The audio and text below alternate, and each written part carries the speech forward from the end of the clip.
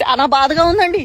నా పాలు నేను ఇంట్లో కూర్చొని కొట్టు మాంసం తింటుంటే బాబోరు ఫోన్ చేసి, ఒరే పవర్ రేంజరు లడ్డు మ్యాటర్ చాలా స్లోగా నడుస్తుంది, నువ్వు వెళ్ళి ప్రెస్ మీట్ పెట్టి అగ్గంటిచ్చిరారా అన్నాడండి.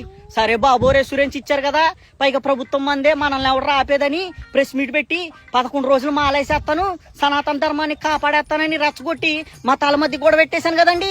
ఇప్పుడు ఆ ఇష్యూ నేషనల్ అయిపోయి కోర్టులో లడ్డూలో కల్తీ జరిగిందా లేదా అని ఆధారాలు తీసుకురమ్మన్నారండి. సరే బాబు గారి దగ్గరికి వెళ్ళి ఆధారాలు ఏమని అడిగితే, ఆధారాలు లేవు, బొంగు లేవు, నిన్నెవర్రా ప్రెస్ ముందు నోటుకొచ్చినట్టు వాగమంది, కింద మీద అయితే నిన్ను ఇరికిచ్చి మింగుతా ఉన్నాడండి.